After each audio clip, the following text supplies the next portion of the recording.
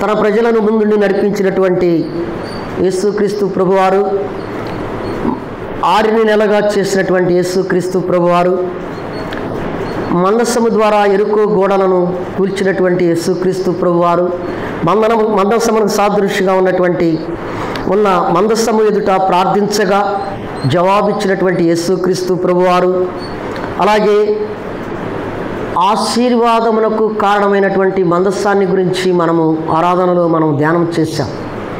వారు ప్రయాణంలో ఉండగా వారికి ముందుండి నడిపించినటువంటి ఇట్టి గొప్ప కార్యాలు చేసినటువంటి మందస్సము ఇప్పుడు వాగ్దాన భూమిలోకి ప్రవేశించిన తర్వాత ఆ ప్రత్యక్షపు గుడారము, నేను మీ మధ్య నివాసమున్నట్లు ఒక పరిశుద్ధ స్థలమును నిర్మించమన్నాడు కదా, ఆ పరిశుద్ధ స్థలాన్ని వారు యెహోషువ నాయకత్వములో వాగ్దాన భూమిలోకి ప్రవేశించిన తరువాత దేవుడు ఏదైతే వారికి చూపించాడో ఆ భూమిని వారు పంచుకున్న తర్వాత ఆ ప్రత్యక్ష గుడారాన్ని షీలోహులోకి తీసుకొని వచ్చి దాన్ని అక్కడ ప్రతిష్ఠించారు.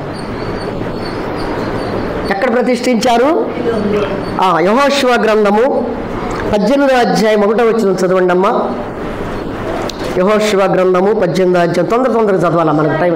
ఇజ్రాయేలీలు ఆ దేశమును స్వాధీనపరుచుకునే తరువాత వారందరూ షిలోహునకు కూడి వచ్చి, ఆ ప్రత్యక్ష గుడారమును షిలోహులో ఉంది, అక్కడ వేసేసారు. ప్రత్యక్ష గుడారములో ఏముంది? మందస్సము కూడా అతి పరిశుద్ధ స్థలములో ఉన్నటువంటి మందస్సం ఉంది. ఎవరైనా వారి స్వాచ్ఛాలలో ఉన్నటువంటి 12 మంది గోత్రకర్తలు దేవుడు వారికి నియమించినటువంటి కాలాలలో వారు షీలోహులో ఉన్నటువంటి ఆ ప్రత్యక్ష గుడారము మందిరము వద్దకు వచ్చి మొక్కుబళ్ళు చెల్లించాలి. అలాగే హన్నా కూడా తన కుటుంబము వారు కూడా ఏం చేశారు? ఏటేటా మొక్కుబళ్ళు చెల్లించుటకు షీలోహునకు వెళ్ళారు. షీలోహులో హన్నా యొక్క ప్రార్థనను దేవుడు ఆలకించి కుమారుని అనుగ్రహించినట్లుగా మనం చూస్తాం. ఎవరైనా ఏ మారుమూల ప్రాంతంలో ఉన్నా ఎక్కడున్నా సరే వారు మాత్రము షీలోహునకు వెళ్ళాలి. సంవత్సరములకు 3 మార్లు వెళ్ళాల్సిందే. అది దేవాతి దేవుడు పాత నిబంధన కాలంలో ఏం చేశాడంటే మందిరానికన్ను ఇజ్రాయేల్ ప్రజలకి ఒక లింక్ ఏర్పాటు చేశాడు. దాన్ని తప్పకూడదు వారు. ఈ దినాలలో అయితే ఇదేంటంటే సరళము చేయబడింది, వస్తే వస్తాం లేకపోతే లేదు. అప్పుడు అలా కాదు. నువ్వు ఖచ్చితంగా ఏ స్థితిలో ఉన్నా నీ దాసుడు, నీ భార్య, నీ పిల్లలు, నీ దాసులు ఎవరైనా సరే నీవు ఖచ్చితంగా దేవుని సన్నిధికి రావలసినదేను అని ఒక నిబంధన పెట్టాడు. క్రొత్త నిబంధనకు వచ్చిన తర్వాత ప్రభు యొక్క రక్తం చేత కడగబడినటువంటి మనకేమైందంటే సరళము వస్తే వస్తాం లేకపోతే లేదు. ఏందంట ఇప్పుడు? ఆ దినాలలో అలా లేదు. ధర్మశాస్త్రంలో తేటగా తెలియపరిచాడు దేవుడు. వారికి ఖచ్చితంగా రావాల్సిందే, మందిరానికి రావాలి, స్వేచ్ఛార్పణలు అర్పించాలి, దేవుని సన్నిధిలో గడపవలసినటువంటి వారే. ప్రభునందు ప్రియమైన సహోదర సహోదరీలారా, ఈ సమూయేలు గ్రంథము 4వ అధ్యాయంలో ఒక కార్యం జరిగిందండి.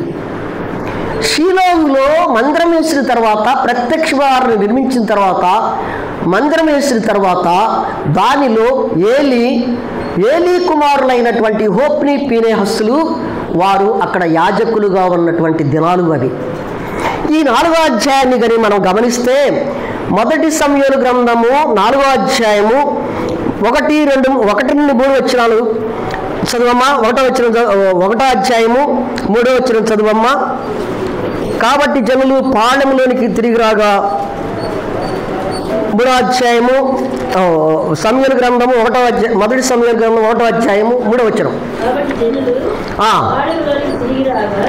మొదటి అధ్యాయము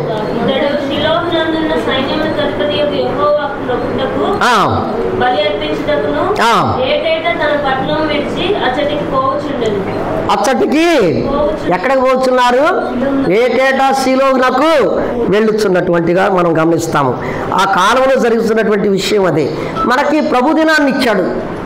ప్రతి ప్రభుదినములో నీవు తప్పక దేవుని సన్నిధికి చేరి వచ్చి నువ్వేం చేయాలి? ఆరాధించాలి. మరి ఆరాధిస్తున్నావా? ప్రభుపాద సన్నిధికి వస్తున్నామా?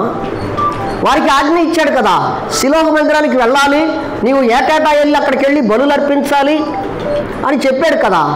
ఇప్పుడు ప్రభు కూడా నీతో నాతో చెబుతున్నాడు. మరి నీవు నేను ఏం చేస్తున్నాము? ప్రభునందు ప్రియమైన సహోదర సహోదరీరారా, ఇక్కడ ఈ 4వ అధ్యాయాన్ని మనం గమనిస్తే మొదటి వచనం నుండి 11వ వచనాన్ని గమనిస్తే ఇజ్రాయేలులకు అపజయము కలిగినట్లుగా చూస్తాము. 11వ అధ్యాయం నుంచి 18వ వచనం చూస్తే మందసము పట్టుబడుట చూస్తాము. అలాగే 19వ వచనము నుండి 22వ వచనాన్ని చూస్తే ఏలీ కోడలు చెప్పినటువంటి ప్రవచనాన్ని చూస్తాం. 3 పార్ట్లుగా చేయబడింది ఈ అధ్యాయం. 3 భాగాలుగా విభజించబడింది. 3 భాగాలుగా మొదటి భాగం ఏంటంటే ఇజ్రాయేలుకు అపజయం కలిగింది, రెండవది మందసము పట్టుబడుట, ఏలీ కుమారులు చనిపోవుట, తర్వాత చూస్తే 19-22 చూస్తే ఏలీ కోడలు చెప్పిన ప్రవచనము. ప్రభునందు ప్రియమైన సహోదర సహోదరీలారా, ఇక్కడ ఇప్పుడు ఇజ్రాయేల్ ప్రజలు ఓడిపోయారు. వారు ప్రయాణంలో ఉండగా మందస్సము వారి ముందుగా నడుస్తూ ఉన్నది, వారి మధ్య ఉన్నది. వారికి జయాలే కానీ అపజయాలు లేవు. ఇక్కడ చూస్తే సమూయేలు గ్రంథంలోకి ఇప్పుడు మనం చదవబడినటువంటి లేఖన భాగాన్ని చూస్తే వారికి ఇప్పుడు ఏం కలిగింది? ఎందుకు కలిగింది అపజయం? ఎందుకు అపజయము కలిగింది అని మనం ఆలోచన చేయాలి. మన జీవితయాత్రలో దేవుడు ముందుండి నడిపిస్తున్నాడు. దేవుడు పరలోక సంబంధమైన ఆశీర్వాదాలు ఇచ్చాడు. దేవుడు మనకు విజయాలను ఇస్తున్నాడు, అన్నీ చేస్తున్నాడు కదా. అయితే దేవుడు ఒక్కొక్కసారి మన జీవన యాత్రలో కొన్ని భయంకరమైనటువంటి ఆటంకాలు సంభవిస్తాయి. అనేకమైనటువంటి ఇరుకులు, ఇబ్బందులు, శోధనలు అనేకమైనటువంటి నీకు నాకు సంభవిస్తాయి. ఎందుకు సంభవిస్తాయి అని ఎవరికి వారముగా పరీక్షించుకుంటే సమాధానము నీ మనస్సులో నుండి నీకు వస్తుంది. ఎవరికో చెబితే కాదు, దేవునికి చెప్పాలి. దేవుడు ఏం చెప్తాడంటే దానికి సమాధానం చెప్తాడు. ఏం చెప్తాడు దేవుడు? ప్రభునందు ప్రియమైన సహోదర సహోదరీలారా, 5వ వచనం చదువమ్మా. 4వ అధ్యాయం మొదటి సమూయేలు గ్రంథాన్ని పట్టుకోండి. మీరు మొదటి సమూయేలు గ్రంథము 4వ అధ్యాయాన్ని పట్టుకోండి. 5వ వచనం చదువమ్మా. యెహోవా నిబంధన మందసము దండులోనికి రాగా ఇశ్రాయేలీయులందరూ సరే 4వ అధ్యాయము 5వ వచనాన్ని చదివాం కదా మనం. ఇప్పుడు ఎందుకు ఓడిపోయారంటే 2 సార్లు వారి వద్ద యుద్ధం జరిగింది.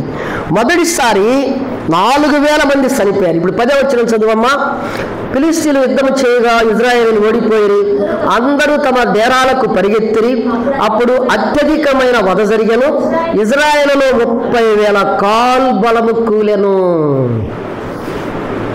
యెరికోలో విజయాన్ని ఇచ్చాడు, యోర్దాను నది దగ్గర విజయాన్ని ఇచ్చాడు, ముందుని నడిపించాడు. ఇప్పుడైతే ఫిలిష్తీయులతో శత్రువులతో యుద్ధం చేస్తూ ఉన్నప్పుడు 2 సార్లు జరిగింది యుద్ధం ఈ అధ్యాయంలో. ఒకసారి 4,000 మంది, ఒకసారి 30,000 మంది ఏం జరిగారు? 30,000 మంది ఇశ్రాయేలీయులు హతులైనట్లుగా మనము చూస్తాము. ఎందుకు ఇట్లా జరుగుతుంది? ఎందుకు ఈ విధంగా జరుగుతుందని, ఈ అపజయానికి కారణం ఏమిటి? నీవు నేను ఆలోచిస్తాం కదా. ఒక విద్యార్థి బాగానే రాశాడు, ఎగ్జామ్ బాగా రాశాడు, ఇంటర్వ్యూకి వెళ్ళాడు, బాగా ఇంటర్వ్యూ చేశాడు, సాటిస్ఫై అయ్యాడు. నేను ఇంటర్వ్యూ బాగా చేశాను, నేను ఎగ్జామ్ బాగా రాశాను, నాకు విజయం వస్తుందని ఒక కాన్ఫిడెన్స్తో ఉంటాడు. కానీ రిజల్ట్ వచ్చిన తర్వాత ఏమవుతుంది?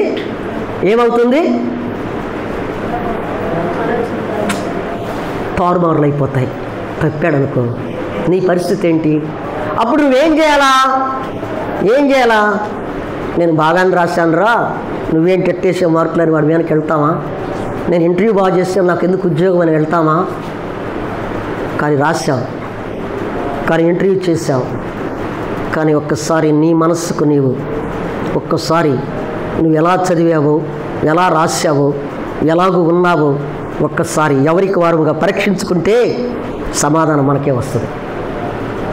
లోకంలో ఉన్నప్పుడు నేనంత కరెక్ట్, నేనంత పర్ఫెక్ట్, నాలో ఏ లోపము లేదు అని చాలా గర్వంగా చెప్పేవాడు చాలామంది ఉన్నారండి. లేదు, పరిపూర్ణము కాదు మనం ఈ లోకంలో. మానవులము, శరీరంలో ఉన్నాం, బలహీనతతో ఉన్నాం. ఏదో ఒక బలహీనత నన్ను ఆవరించి ఉంటుంది.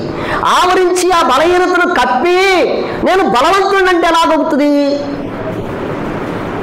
ఉంటుంది?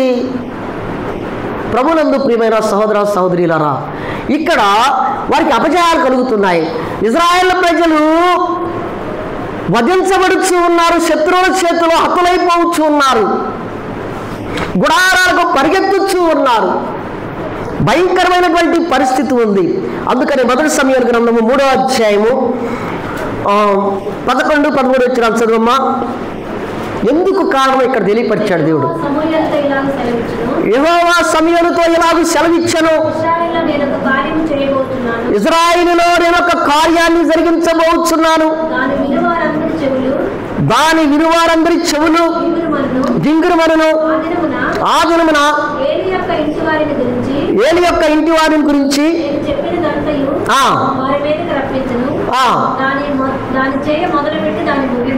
దాన్ని చేయ మొదలుపెట్టి గింగురుమనే వార్త వినబోచున్నారు. నేను కార్యము చేయబోచున్నాను, మొదలుపెట్టి దానిని ముగిస్తా.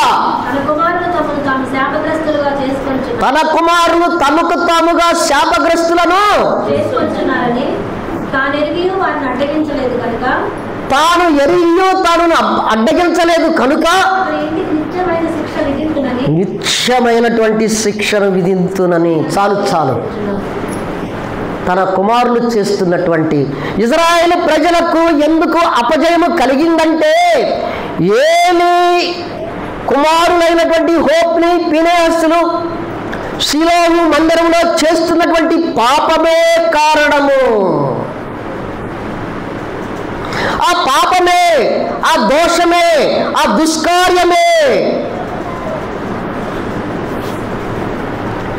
కొడుకు తప్పు చేస్తుంటే కొడుకుని గట్టిగా దండిస్తే, శిక్షిస్తే వాడు క్రమపరచబడతాడు. వాడు తప్పు చేస్తూ ఉన్నప్పుడు వాడిని ఏదోలే, అరే తప్పు చేయకరా బాబు అని చెప్పి వెళ్ళిపోతే వాడు ఏం చేస్తాడంటే ఇంకా రెచ్చిపోతాడు. అదే మొదట్లోనే మొక్కై వంగనిది మ్రానై వంగురా. ఏలీ తన బిడ్డల విషయంలో సాలినంత శక్తి కలిగి వారిని క్రమపరచలేకపోయాడు. ఏలీ తన బిడ్డలను వారు చేస్తున్నటువంటి విషయాలను తెలిసినప్పుడు, చెప్పినప్పుడు గట్టిగా మందలించలేని స్థితిలో ఉన్న తండ్రి యొక్క మాటను లెక్క చేయక వారు చేస్తున్నటువంటి పాపాన్ని ఇంకా ఎక్కువగా చేశారు. కనుక చూస్తున్న దేవుడు దయాదాక్షిణ్యపూరుడు, కృపా సత్య సంపూర్ణమైనటువంటి దేవుడు, ఆకాశమందు ఆసీనుడైనటువంటి దేవుడు తన కనుదృష్టితో చూస్తూ ఉన్నారు. ఏలీ కుమారులు ఎవరండి? యాజకులు. యెహోవా కనుదృష్టి యథార్థవంతుల ఎడల ఆయన కనుదృష్టి లోక సంచారము చేస్తూ ఉన్నది. లోక సంచారం ఎవరు? యథార్థవంతుల ఎడల దేవుని యొక్క కనుదృష్టి ఉన్నది.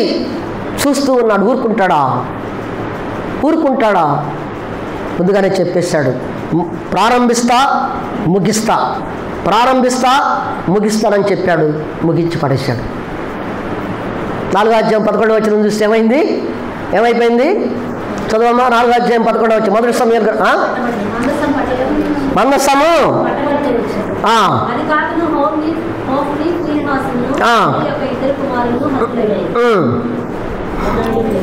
చాలు చాలు చాలు.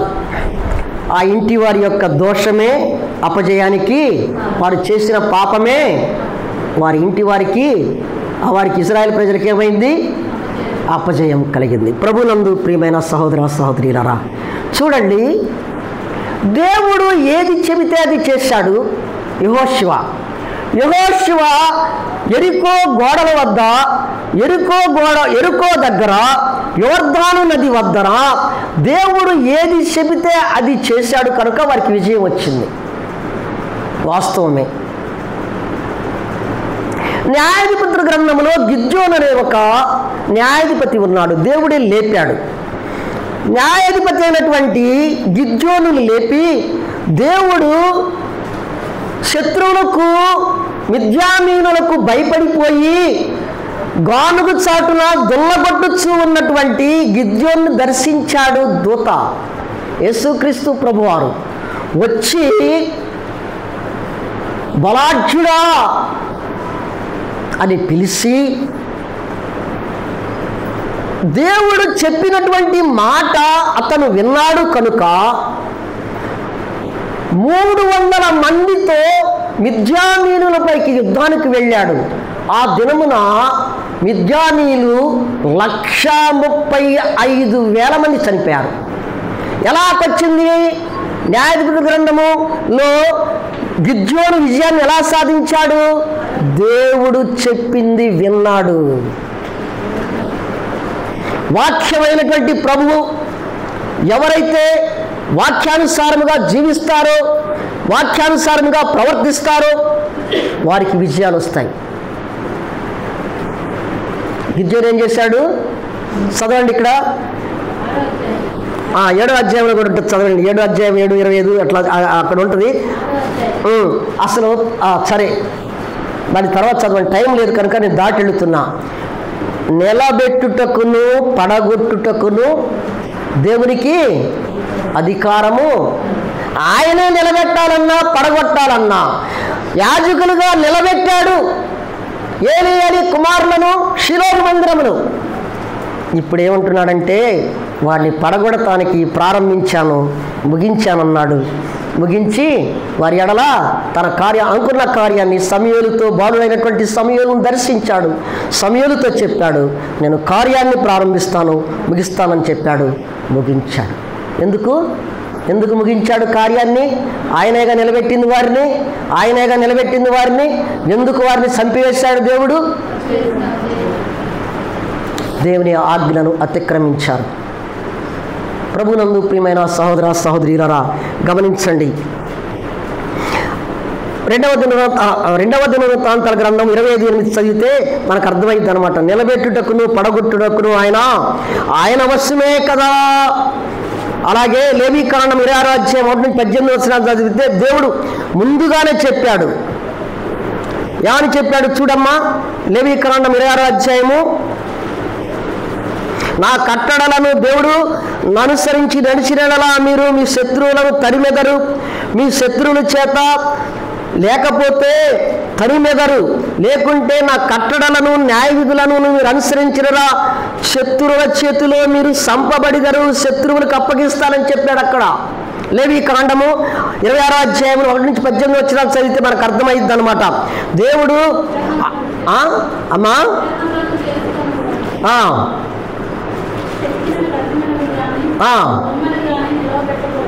బొమ్మలు కానీ నిలబెట్టకూడదు,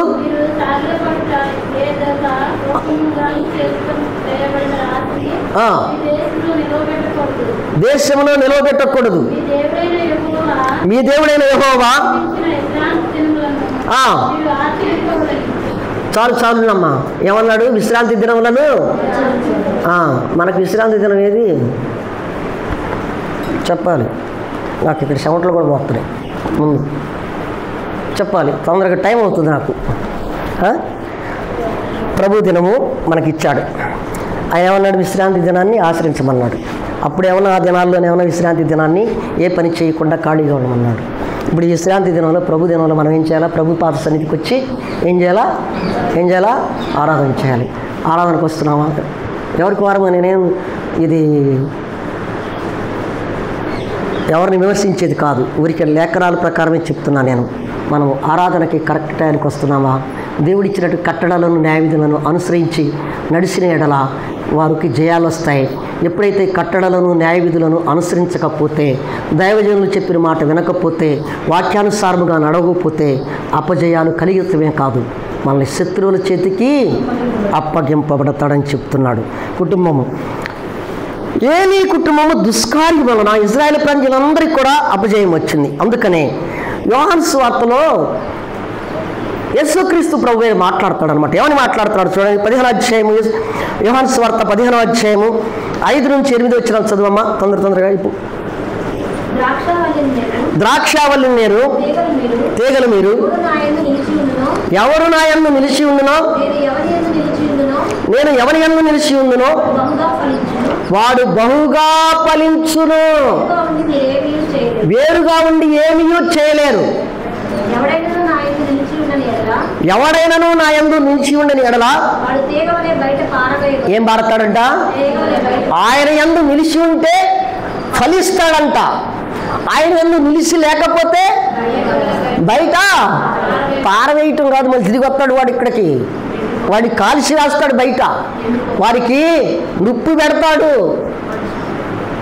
ఆయన యందు నిలిచి ఉండాలని, ఆయనతోనే ఉండాలని, ఆయన పరిచర్య చేయాలని ఏలీ కుమారులను యాజకులుగా చేశాడు. వారు ఫలించాలని చూశాడు, వారు ఫలించరా దుష్కార్యాలు చేశారు. అందుకనే ఏలీ కుమారులను ఏం చేశాడంటే బయట పారవేసి నిప్పు పెట్టి కాల్చివేశాడు.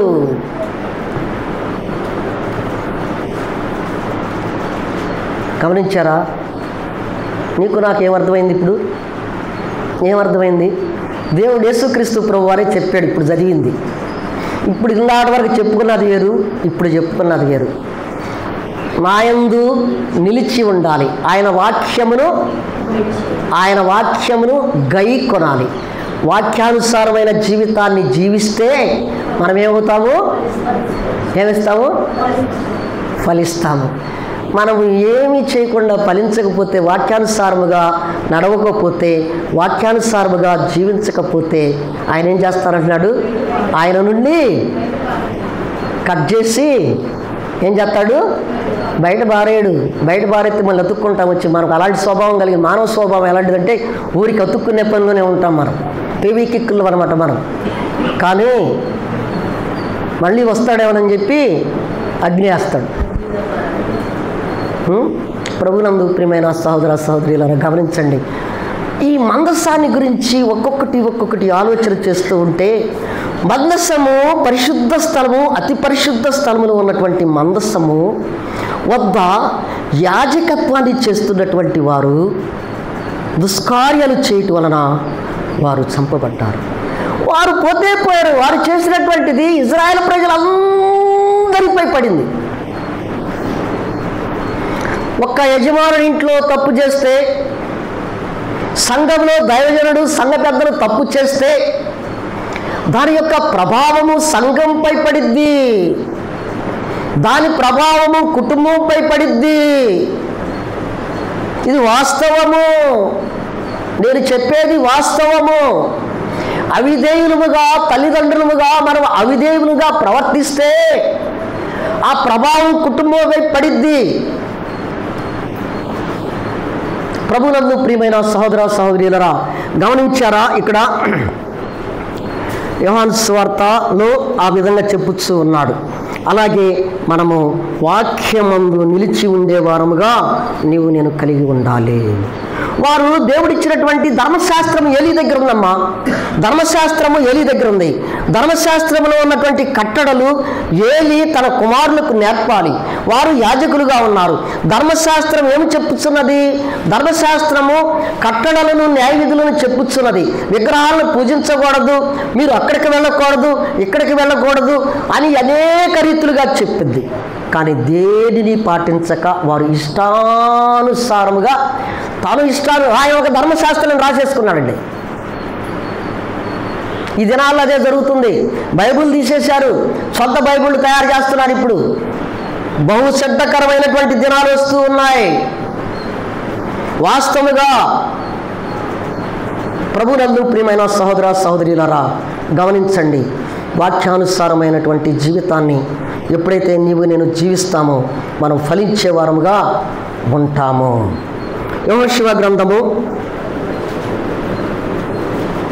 7వ అధ్యాయం 4-9 వచనాలు చదివితే, ఒకప్పుడు ఇజ్రాయేల్ ప్రజలు హాయి దగ్గర ఓడిపోయారు. ఎందుకు ఓడిపోయారు?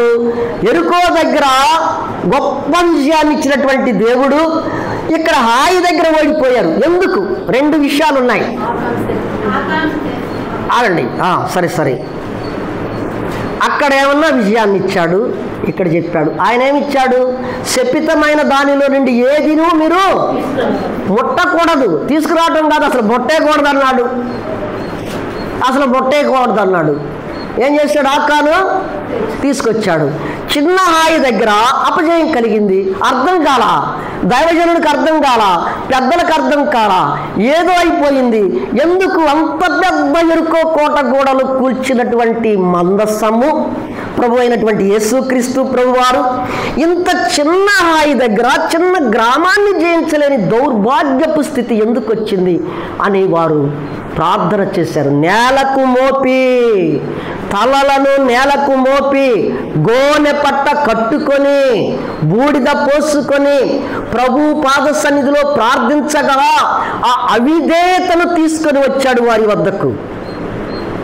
అవిధేయత తొలగించబడింది, హాయి పైన విజయము కలిగింది. నీవైనా నేనైనంతే.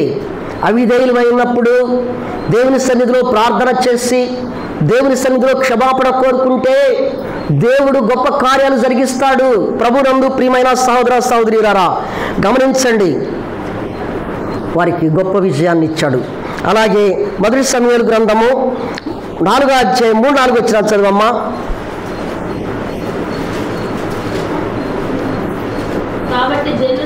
కాబట్టి జనులు రాగా ఇశ్రాయేలు పెద్దలు యెహోవా మనలను ఫిలిష్తీయుల ముందర ఎందుకు ఓడించెను? షిలోహులోనున్న యెహోవా నిబంధన మందసమును మనం తీసుకొని మన మధ్య నుంచుకొందుము రండి. చాలు. ఇక్కడ గమనిద్దాం, చూడండి అమ్మా. వారు హాయి దగ్గర ఓడిపోయినప్పుడు సాగిలపడి దేవుని సన్నిధిలో ప్రార్థన చేసినప్పుడు విజయాన్ని ఇచ్చాడు. యెరికో దగ్గర మందస్సము వారి మధ్య ఉన్నది కనుక దేవుడు విజయాన్ని ఇచ్చాడు. ఎందుకు విజయాన్ని ఇచ్చాడు అక్కడ యెరికో దగ్గర?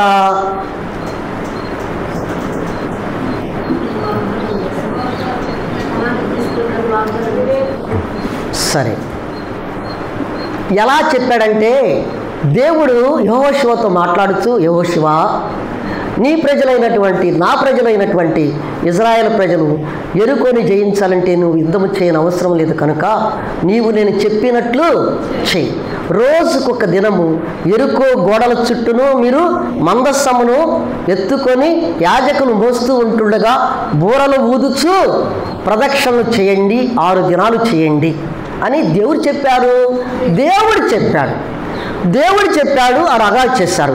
చివరి రోజున ప్రదక్షిణ 7 మార్లు చేయండి. ఒక్క దినమే 7 మార్లు చేయండి.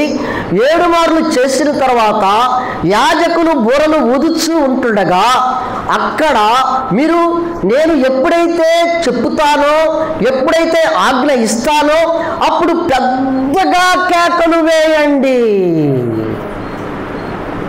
వారు కేకలు వేస్తే ఆ కేకలకు భూమి ప్రతిధ్వనించింది, యెరికో గోడలు కూలిపోయాయి. దేవుడు చెప్పింది చేశారు, తూచా తప్పకుండా చేశారు. దేవుడు ఏది చెబితే అది చేశారు. కనుకనే వారికి గొప్ప విషయం వచ్చింది. వారి మధ్య మందస్సం ఉన్నది. అలాగే యెరికో దగ్గర మన పితరులైనటువంటి వారు ఇశ్రాయేలు ప్రజలకు విజయాన్ని ఇచ్చారు, చూశారు. అలాగే మనకు అపజయం వస్తుంది కనుక ఆ మందస్సాన్ని తీసుకొని యుద్ధ భూమిలోకి మన మధ్యకు తీసుకొని వస్తే విజయాన్ని ఇస్తారని చెప్పి వీరు ఆలోచన చేసి దాన్ని తీసుకొచ్చారండి. దాన్ని ఎందుకు తీసుకొచ్చారనుకుంటున్నాం? వారు యెరికో గోడల దగ్గర మధ్యలో ఉంది మందస్సం, చుట్టూ పరీక్ష, అది గమనించారు, అది చూసి ఉంటారు, అది ఆలకించుంటారు. అట్లాగే మనకు కూడా విజయాన్ని ఇస్తాడు అనుకుని దాన్ని తీసుకురమ్మన్నారు, తీసుకొచ్చి పెట్టారు. కానీ విజయాన్ని ఇచ్చిన తర్వాత దానిని ఆలోచించారు, కానీ హాయి దగ్గర ఓడిపోయారు. పితరులైనటువంటి వారు, పెద్దలైనటువంటి వారు, దైవజనులైనటువంటి యెహోషువ సాగిలపడి దేవుని సన్నిధిలో తన తప్పులను ఒప్పుకొని ప్రార్థించాడు కనుక విజయాన్ని ఇచ్చాడు. మనము కూడా మనము చేసినటువంటి తప్పులను ఒప్పుకొని దేవుని సన్నిధిలో ప్రార్థన చేస్తాము అనే తలంపు ఈ హోప్ని ఫినెహాసుకు రాలేదు. హోప్ని ఫినెహాసుకు రాలా. వారు ఏకాలకి మందసము ప్రభువా ప్రభువా ప్రభువా ప్రభువా ప్రభువా ప్రభువా. ఏడన్నాడు ప్రభు? ఐ జై ప్రభువా, ఈ జై ప్రభువా. ముందు మనం ఏం చేయాలో తెలుసా? ప్రభు పాద సన్నిధిలో ఉన్నప్పుడు ఎప్పుడైనా ప్రార్థన చేయి. మన బలహీనతల ముందు ప్రభు స్వాతి సన్నిధిలో పెట్టాలి. నా వలన ఇట్లా జరిగిందయ్యా, నేనే కారణభూతుడను, నేనే, నన్ను క్షమించు. ఎప్పుడైతే ధైర్యంగా చెప్పగలుగుతావో అప్పుడు ప్రభు ప్రార్థన ఆలకిస్తాడు. ఇద్దరు వ్యక్తులు సహోదరులే వాళ్ళు. ఇద్దరు వ్యక్తులు తగాదాడుకున్నారు. ఇద్దరేమనుకున్నారు? తగాదాడుకున్నారు.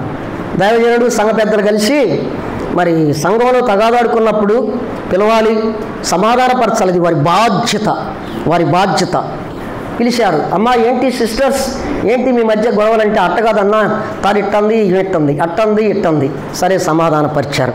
ఇప్పుడు ఒకరికొకరు క్షమించుకోవాలి.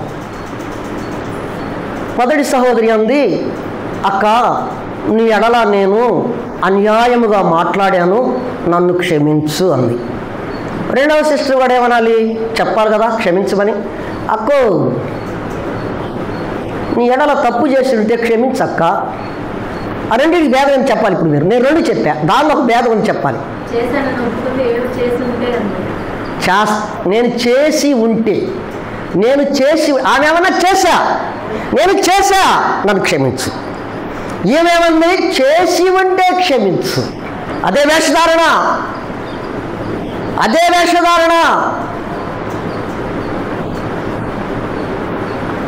ఎందుకు కార్యాలు జరగట్లేదంటే, ఎందుకు మనం ఈ స్థితిలో ఉన్నామంటే మన పాపమే మనల్ని వెంటాడుతూ ఉన్నది. రాత్రి ప్రార్థన చేయబోయే ముందు వేకుజామున ప్రభు పాద సన్నిధిలో ఖచ్చితంగా జరిగినటువంటి ప్రతి విషయాన్ని కూడా నీ వలన ఎంతమంది, నా వలన ఎంతమంది ఏ రీతిగా ఇబ్బంది పడ్డారు, భయపడ్డారు, బాధపడ్డారు, అవమానించబడ్డారు అన్నిటినీ జ్ఞాపకం చేసుకొని సాగిలపడి తలలు నేలకు మోపి యెహోషువ పెద్దలు ఏ రీతిగా ప్రార్థన చేశారో ఆ రీతిగా ప్రార్థన చేస్తే దేవుడు ఆ ప్రార్థన ఆలకించి ఫలించడి వారిగా చేస్తాడు. ప్రభునందు ప్రియమైన సహోదర సహోదరులారా, గమనించారా? ఇక్కడ హోప్ని ఫినెహాసులు ఏమంటున్నారు? ఇక్కడ ఆలోచన చేస్తున్నారు. ఆలోచన చేసినప్పుడు మనం ఆలోచన చేస్తామండి. నేను చేస్తా నా తప్పులన్నీ కూడా పక్కన పెట్టేసి నాయనకు మోపుతుంటాయి అనమాట. ఇక్కడ ఈ భారం చాలా భయంకరమైన భారం. నాకు అర్థం కాదు, అర్థమైంది కానీ దాచేసా, పైన వెనక పక్క దాచేసాను అనమాట. ముందు ఎవరికి తెలియదు. హోప్ని ఫినెహాసులు కూడా వారి తప్పు వారు తెలుసుకోకుండా, వారు ఆలోచన చేయకుండా మందస్సము మన మధ్య ఉంటేనే గొప్ప కార్యం జరిగిద్దన్న ఒక ఆలోచనతోనే ఉన్నారు. నీవు నేను కూడా యేసుక్రీస్తు ప్రభు వారు నాకు ప్రార్థన చేద్దామన్నా, మనం ఏదైనా చెప్పామనుకో ప్రార్థన చేద్దామన్నా, చాలా బాధేస్తుంది నాకైతే. సమాధానం రాదు ఎంత చేసినా. ఎందుకు రాదు సమాధానం? రాదు. ఎందుకు రాదు? వెనకుందిగా మూట. ఈ మూటను తీస్తే ముందు, ఈ పాపభారం అనే మూటను తీస్తే అప్పుడు నాకు ఖచ్చితంగా సమాధానం ఇస్తాడు. ఇవ్వకుండా ఎట్లా పడితే అటు చేసావనుకో దేవుడు ఎందుకు ఆలకించడు. సమాధానమే రాదు. ప్రభునందు ప్రియమైన సహోదర సహోదరులారా, గమనించండి. హోప్ని ఫినెహాసులు హతులవుటకు కారణం ఏంటంటే తన పాపాన్ని తెలిసి కూడా పాపాన్ని ఒప్పుకోలేదు. తండ్రి ఏలీ కూడా, ప్రధాన యాజకుడైనటువంటి ఏలీ కూడా సాలినంత శక్తి చేత బిడ్డలను దండించలేకపోయాడు. వారి వలన, ఏలీ కుటుంబం వలన ఇజ్రాయేలు సమాజం అంతయో కొన్ని వేల మంది హతులైపోయారు. ప్రభునందు ప్రియమైన సహోదర సహోదరులారా, నీ వలన నా వలన ఎంతమంది ఏమవుతున్నారు, ఎవరికి వారంగా మనం పరీక్షించుకుందాము. యెహోషువ 6వ అధ్యాయము 6 నుంచి 20 వరకు గమనిస్తే, యెహోషువ నాయకత్వంలో మందస్సము తీసుకుని పోగా వారికి విజయం కలిగినట్లుగా మనం ఇక్కడ చూస్తాం. దేవుని మందసం తీసుకుని వెళ్ళమని సెలవిచ్చింది దేవుడే. ఇప్పుడు మనం చెప్పుకున్నదంతా కూడా ఇక్కడే ఉంటుందన్నమాట. అలాగే అయిపోవచ్చింది. ఇంకొకటి చూసుకొని ముగించుకుందాం. గమనించండి.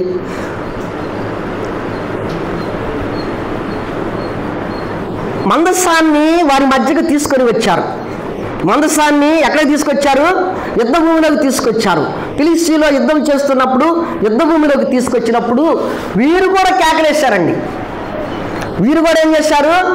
పెద్దగా కేకలు వేశారు. 4వ అధ్యాయంలో చూడండి అమ్మా. వారు మందస్సము షీలోహులో ఉన్నటువంటి మందస్సాన్ని తీసుకొని వచ్చి వారి మధ్యకు తీసుకొని రాగా వారు మందస్సమును చూసి పెద్దగా బిగ్గరుగా కేకలు వేసిరి. అక్కడ కేకలేశారు. ఎక్కడేశారు? ఎరుకో దగ్గర కూడా కేకలేశారు. ఇక్కడ కేకలేశారు. కేకలలో శక్తి ఉంది. అక్కడ కేకలలో శక్తి లేదు. ఇక్కడ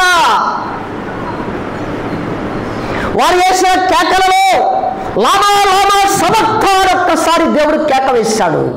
సమాప్తం అయిపోయిందని చెప్పాడు. ప్రపంచ మానవాళికి రక్షణ మార్గాన్ని సిద్ధపరిచాడు. ఆ కేకలో శక్తి ఉన్నది. వారు వేసిన కేకల వలన ఎరికో గోడలు కూలిపోయాయి. వీరు కేకలు వేశారు, ప్రతిధ్వనించింది. భూమి అంతా ప్రతిధ్వనించినా కానీ శక్తి లేదు. వీరి కేకలలో శక్తి లేదు. అపజయమే వచ్చింది.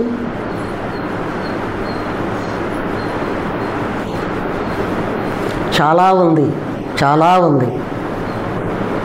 కానీ సమయం లేదు కనుక ప్రభు చిత్తమైతే నా గొంతులో ఊపిరిండి నేను బ్రతికుంటే మీ మధ్యకు వస్తే సమయం ఇస్తే దేవుడు మరలా దీన్ని కొనసాగించాలి. వాక్యానుసారమైన జీవితాన్ని జీవించాలి. వాక్య క్రమమును పోలి జీవించాలి. నా కట్టడలను నా విధులను అనుసరించి నడిచినటువంటి వాడు ఫలిస్తాడని చెప్పాడు. నడిపించినటువంటి వాడిని పరగొట్టుటకును నిలబెట్టుటకును ఆయన శక్తి కలిగినటువంటి వాడు. ఆ శక్తి కలిగినటువంటి దేవుణ్ణి ఆశ్రయించినటువంటి నీవు నేను కూడా విశ్రాంతి దినాన్ని ఆశ్రయించమన్నాడు. విశ్రాంతి దినాన్ని పాటించమన్నాడు. నీవు నేను ఇచ్చినటువంటి సమయాలను నీవు నేను దొంగిలిస్తున్నావా? జాగ్రత్త సుమా, చాలా జాగ్రత్తగా ఉండాలి. దేవుని విషయంలో మనం ఏం చేయాలా? చాలా జాగ్రత్తగా ఉండాలి.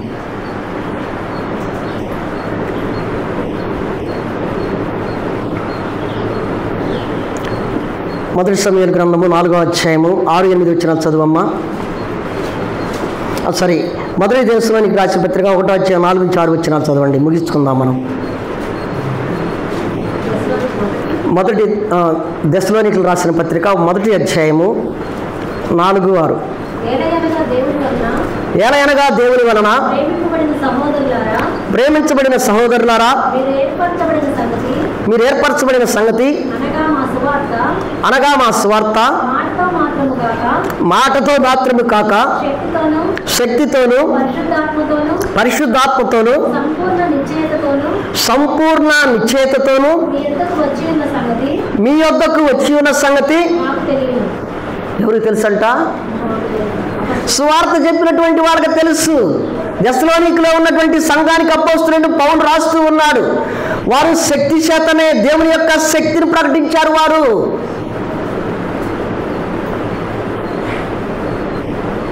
వారు దేవుని యొక్క శక్తిని పొంది దేవుని యొక్క శక్తిని వారికి రుచి చూచి ఎరిగి తిని ఆ శక్తిని వారికి చూపించాడు. దేవుని యొక్క శక్తి ఏమిటో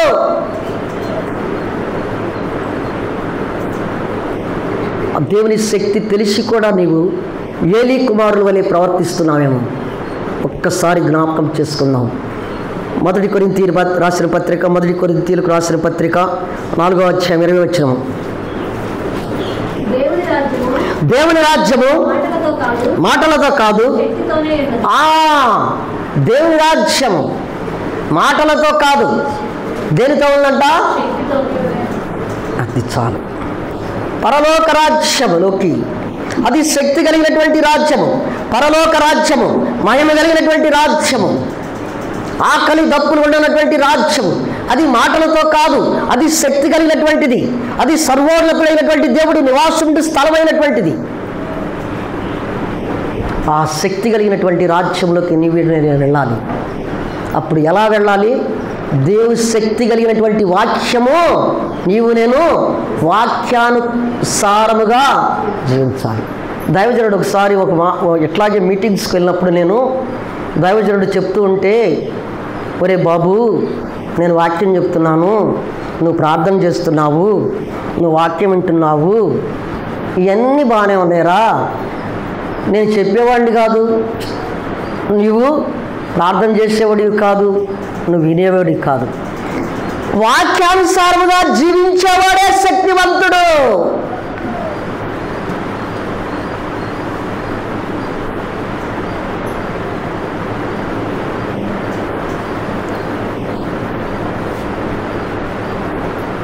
నిర్గమకాండములోనే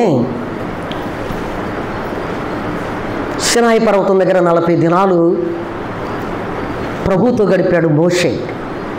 ప్రభువుతో గడిపి ప్రభువు 40 దినాలు కట్టడలను, న్యాయ విధులను ఇచ్చి పంపించాడు కిందకి.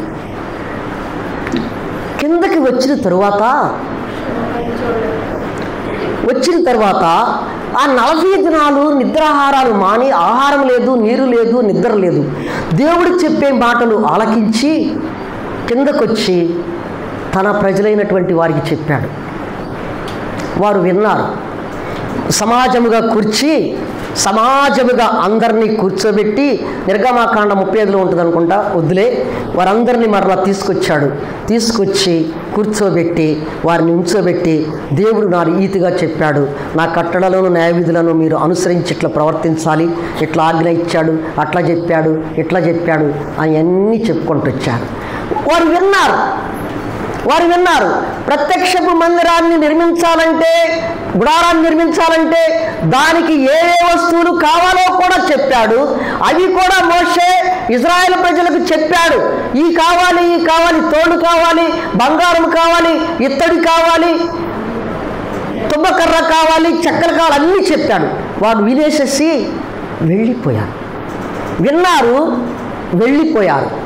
వెళ్ళిపోయిన తరువాత ఆ రాత్రి వారు ఆలోచన చేశారు.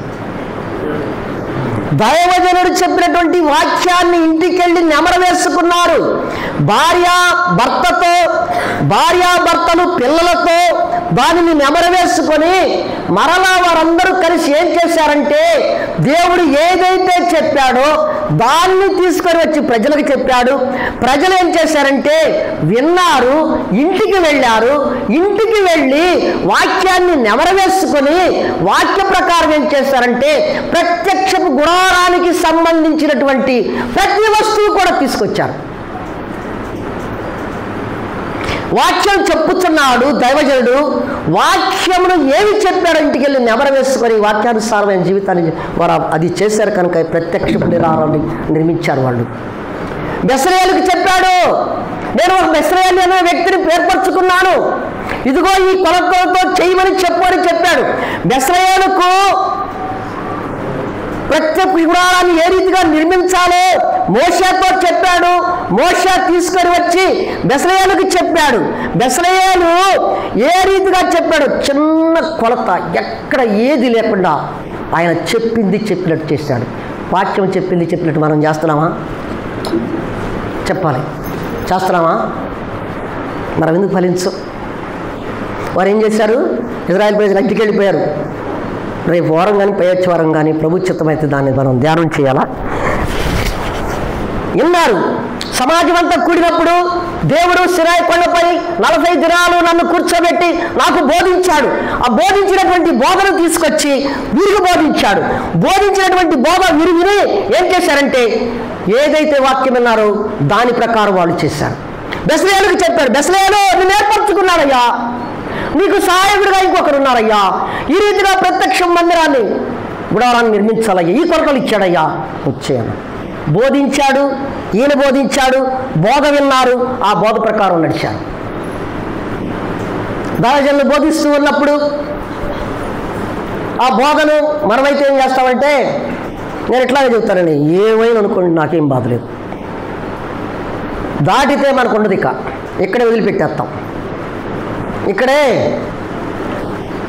అది కాదు. తలాంతులు దేవుడు ఇస్తాడు. నువ్వు ఇంటికి వెళ్ళిన తర్వాత దైవజనుడు చెప్పిన వాక్యాన్ని రిఫరెన్స్లు కానీ అన్నీ ఒకసారి కూర్చొని ఇంటికి వెళ్ళిన తర్వాత రిఫరెన్స్లు మళ్ళీ తిరగచ్చుడు.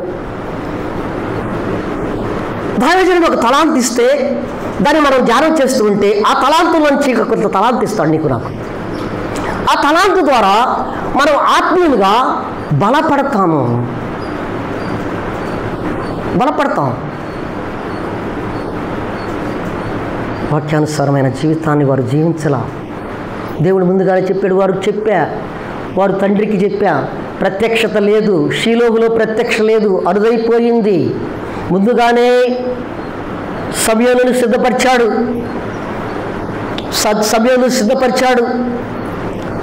జరగబోతున్నటువంటి సంగతులను చేశాడు. వారిలో ప్రభావము వెళ్ళిపోయింది. 3-4 విషయాలు ఉన్నాయి అక్కడే. ఆ అధ్యాయంలోనే 5 విషయాలు ఉన్నాయి. చివరిదిగా చూస్తే ప్రభావం వారిలో నుండి వెడలిపోయింది. ఎవరు చెప్పారు? ఆమె విశ్వాసురాలండి. ఆమె మందస్సం ఎడల మక్కువ కలిగినటువంటిది, యేసు క్రీస్తు ప్రభు ఎడల మక్కువ కలిగినటువంటిది, వాక్యానుసారముగా జీవిస్తుంది కనుక, దేవుడు చేసే కార్యాలు కళ్ళారా చూసింది కనుక, ఆమె ఎప్పుడైతే తన భర్త తన మామ చనిపోయాడన్న సంగతి తెలియగానే ఆమె వేదన చెంది మహా దుఃఖపడి కనబోతున్నటువంటి గర్భవతిగా ఉన్నటువంటి ఆమె పేరు తెలియలేదు, పేరు రాయలా, మరుగుపరిచాడు దేవుడు ఆ పేరుని. ఆమె దుఃఖపడిపోయి తన కుమారుడికి ఈకాబోధు అని పేరు పెట్టింది. ఏం పెట్టింది? ఈకాబోధు అనే పేరు పెట్టి చనిపోయింది. ధన్యురాలండి. ప్రభావము ఇజ్రాయేల్ ప్రజల నుండి ప్రభావం ఎడలిపోయింది, ప్రవచించి వెళ్ళిపోయింది. అంతే. ప్రభునందు ప్రియమైన సహోదర సహోదరులారా, గమనించండి, వాక్యానుసారమైన జీవితాన్ని నేను జీవించాలి. ఎప్పుడైతే వాక్యానుసారమైన జీవితాన్ని మనం జీవించగలుగుతామో దేవుడు ఫలించడి కొమ్మగా నిన్ను తనలో నుండి వేరుపరచడు. ప్రభువులో నుండి నన్ను వేరుపరచడు. ప్రభువులోనే ఉంచుతాడు, ప్రభువులోనే ఎదిగిస్తాడు, ప్రభువు దగ్గరకే తీసుకెళ్తాడు, ప్రభువుతోనే చిరకాలము ప్రభువుతోనే ఉండే భాగ్యాన్ని ఇస్తాడు. దేవుడి వాక్యాన్ని ఆశీర్వదించక. ఆమేన్.